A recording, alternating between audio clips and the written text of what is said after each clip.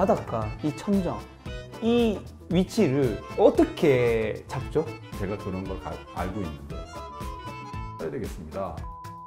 뭐 이런 얘기들이 나올 때가 그것이 맞다고는 할 수는 없지만 그렇죠. 거의 맞더라. 대표님 설명 굉장히 쉽게 잘 해주시네요. 안녕하세요. 김작가TV 내신 물어드립니다 코너입니다. 오늘의 주제는 바로 재테크 투자편입니다. 함께 이야기 나누실 분 소개하도록 하겠습니다. 안녕하세요. 네, 안녕하세요. 가치 투자. 네. 이쪽에 대표적인 인물이 이제 네. 프로님도 계시지만 예. 졸리 대표님 또 이쪽이신 거잖아요. 예, 그렇죠. 그렇죠. 예, 졸리 대표 뭐 인터뷰 하셨겠지만 네. 그분 뭐 주가지수 빠져가지고 어떡합니까? 그럼 그게 무슨 걱정이에요? 아니 근데 그런 그분이 하는 말은 그분은 이 반대편을 이건 굉장히 잘못된 투자라고 얘기를 많이 하시잖아요. 그렇죠. 3% 나갔을 때 그런 얘기 하셨을 텐데. 네. 근데 프로님은 양쪽 다 어느 정도 일리가 있다는 얘기이신 것 네. 같고 졸리 대표님은 그건 굉장히 잘못됐다. 우리가 어떻게 예측을 하냐. 예. 이에 대해서 프로님 좀 어떻게 생각하세요? 근데 기본적으로 이제 존리 대표와도 제가 친분도 있고 네. 인터뷰도 여러 차례 이제 방송을 통해서 저희 프로를 통해서 했습니다만은 네. 한 가지 염두에 두셔야 될 것은 네. 이런 반론들을 많이 졸리 대표에게 해요. 뭐냐면 투자의 환경, 특별히 기업의 어떤 운용이라든지 또 법 제도라든지 또 투자를 둘러싼 생태계가 성숙돼 있는 환경에서의 투자와 그렇지 않은 어떻게 보면 미국이나 유럽 같은 데서 하는 투자와 네네. 한국을 비롯한 신흥국에서 하는 투자는 조금 다른 안목에서 해야 된다라고 네네. 얘기하는. 예를 들어서 이런 거죠. 워런 버핏이 코카콜라를 샀는데 언제까지 갖고 있을 겁니까? 그러면 죽을 때까지 뭐 농담하면서 이런 네네네. 얘기를 한 바도 있어요. 네네. 그게 정말 죽을 때까지 갖고 있겠다는 뜻은 아닐지언정 네. 굉장히 장기 투자한다. 그렇죠. 평생을 거쳐서. 물론 이제 위대한 기업을 잘 채택을 해 놓으면 네. 그렇게 할 수 있는데 한 가지는 우리가 워런 버핏처럼 그렇게 위대한 기업을 좋은 가격에 살 수 있는 안목이 있다면 네. 이런 고민이 없어요. 그죠? 그런데 대부분의 경우에는 굉장히 흔들리기도 하고 어렵단 말이에요. 네. 또 하나는 우리나라에서 대표적인 기업들을 1960년대, 70년대, 80년대, 90년대, 2000년, 2010년 네. 이렇게 놓고서 그 시기마다 네. 가장 퍼포먼스가 좋은 기업들을 한번 보시라고요. 네. 다 달라요. 최근 없잖아요. 들어서 한 10년, 20년 동안은 당연히 삼성전자죠. 그렇죠. 근데 사실 삼성전자마저도 1980년대, 1970년대는 아니었죠. 경쟁업체보다 밀리거나 그렇죠. 그렇게 두각을 나타내지 못했단 네. 말이에요. 반도체를 하기 전까지는. 네. 물론 70년대, 80년대, 60년대에 탑에 위치했던 기업들이 지금까지 존재한다면 기다릴 수 있죠. 근데 상장 폐지되고 없는 기업들이 대부분이에요. 대우도 그렇고 건설회사들, 네. 그 많은 무역업체들 이런 데들 거의 종족을 네. 찾을 수가 없단 말이에요. 그러면 나의 잘못된 선택에 대해서 장기 투자라는 것, 네. 그거 하나만 가지고 우리가 버틸 수 있는 건 아니죠. 물론 존리 대표께서 얘기하는 것도 네. 무조건 잘못된 선택을 무시하고 계속 갖고 있으라는 건 아니죠. 그렇죠, 그렇죠. 네, 계속 점검하고 그렇죠. 또 포트폴리오 재조정을 통해서 하라는 건데 미국의 그러면 다우지수에 있는 네. 주식들을 보십시오. 대체로 다 살아남아 있다. 네. 물론 이제 한국과 비교해서 그렇습니다만 네. 선진국의 네. 금융시장이 굉장히 성숙돼 있는 그리고 기업의 어떤 경영의 문화라든지 네. 시스템이 성숙돼 있었을 때의 어떤 그 투자의 패턴과 우리나라 혹은 우리보다 더 네. 신흥국의 투자는 조금은 달라야 된다라고 주장하는 분들도 있고 부분적으로는 저는 거기에 동의하기 때문에 주식을 보는 시각도 중요합니다만은 시장 자체를 한 번씩 점검해 보면서 주식의 비중을 조금씩 줄였다가 높였다가 하는 일들은 해야 된다. 제가 이제 대학원에서 전공이 아셋 알로케이션, 자산 배분이거든요. 네. 이 자산 배분이라는 거는 포트폴리오보다 위에 단계의 개념입니다. 네. 그러니까 주식의 전체 자산의 얼마, 채권을 비롯한 고정 이율, 그러니까 네. 픽스드 인컴이라고 하는 이자율 상품의 얼마, 혹은 현금, 캐시 유동성의 얼마, 혹은 우리나라 같은 경우에 이제 부동산의 얼마, 네. 이렇게 자산을 분배하는 것들이 이제 아셋 알로케이션이라고 하는데 이게 굉장히 중요합니다.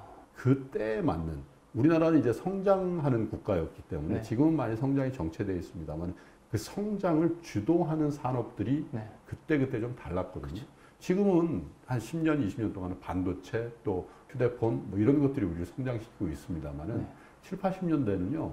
우리나라 건설 회사가 우리나라 그렇죠. 성장시켰죠. 중공업. 그렇습니다. 와. 그리고 90년대 뭐 자동차 같은 거였죠. 그러니까 그때마다 다른데 네. 우리가 개별 기업에 대한 확신이 없다면 네.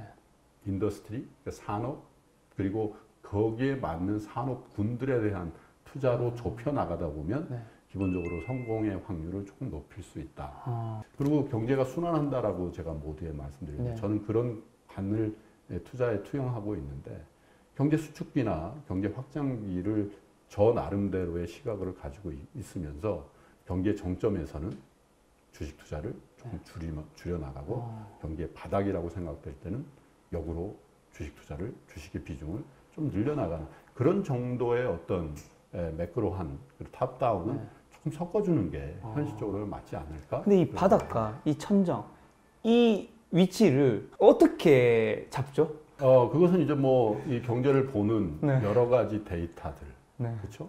이제 본인들마다 하루 아침에 예를 들면 김 작가님께서 하루 아침에 나 투자 전문가야, 나 경제 전문가니까 나만의 관과 그리고 내가 보는 경기 고점과 저점을 판단하는 내가 만들어낸 하늘에서 떨어진 무슨 기묘한 방법이 있는 건 아니겠죠. 그러니까.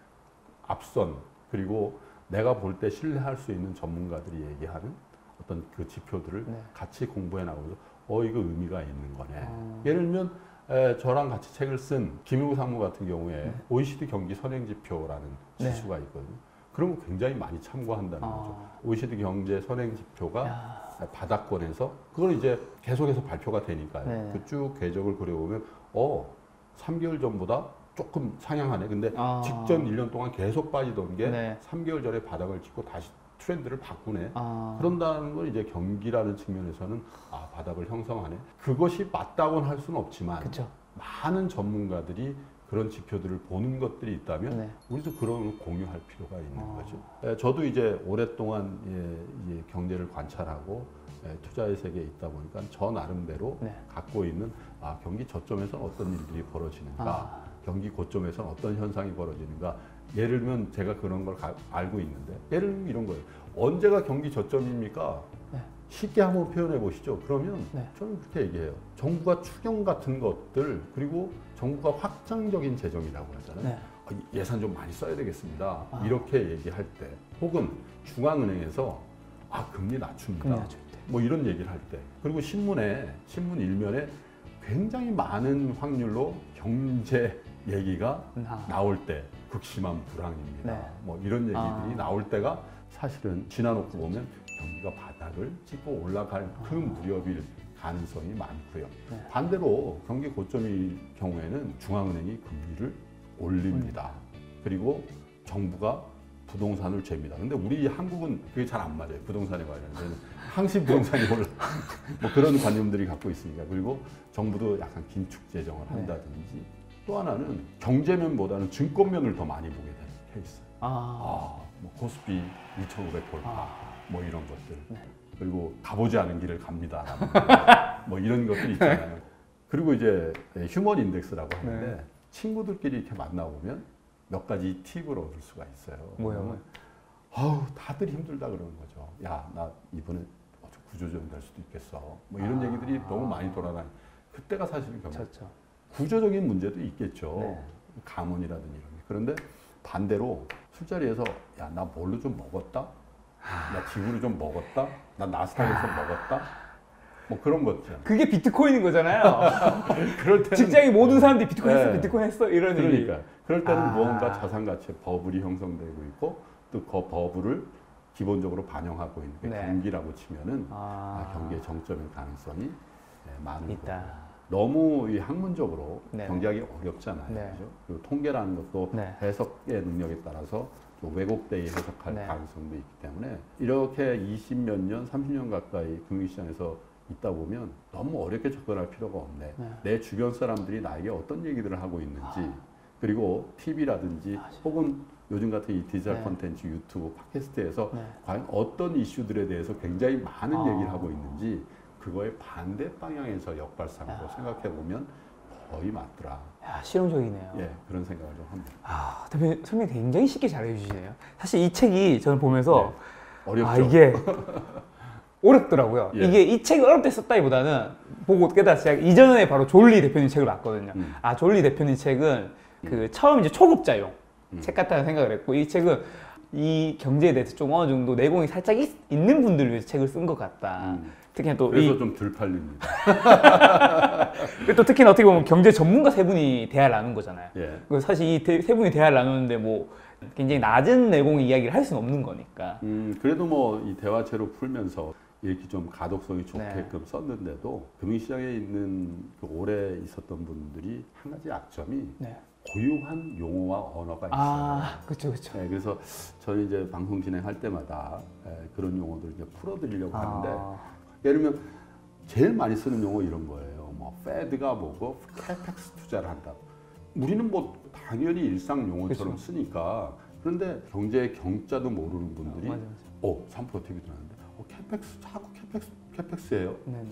이 캐피탈 익스펜디처거든요. 그러니까 자본적 지출이라는 네. 뜻이고 이른바 그냥 편하게 얘기하면 뭔가 설비 투자를 하고 네. 생산을 위해서 뭔가 기업이 투자하는 걸 캐펙스라고 얘기하는데 알도리가 없잖아요. 없죠. 그러니까 페드 계속 그래요. 무슨 뭐 받침대야? 뭐 FED, 네. 페더럴 리저브를 얘기하는 거예요. 연준, 네. 미국의 중앙은행, 네. 우리 한국으로 치면 한국은행을 네. 얘기하는 건데 사실 금융시장의 플레이어들은요, 이코노미스트나 애널리스트나 혹은 트레이더나 펀드 매니저들은 그 페드란 용어를 한국은행이란 용어보다 네. 어쩌면 10배, 100배 이상 많이 그쵸. 써요. 그만큼 금융시장의 영향력이 그쵸. 크기 때문에 그런 거예요. 그런 부분이 경제를 처음 이제 그쵸. 배우시는 분들에게 좀 덜 친절하게 뭐 그럴 때는 뭐 자막으로 설명해 주는 게 가장 깔끔한 거 이제 같아요. 비용이 많이 우리 김 작가님처럼 혼자 이렇게 혼자 네네. 이 공간에서 하시면 충분한데 네네. 오늘은 막 25일 날 되면 제가 오늘이 25일이네요. 오늘 월급날이. 저도 오늘 월급 줘야 되는 날이에요. 농담입니다.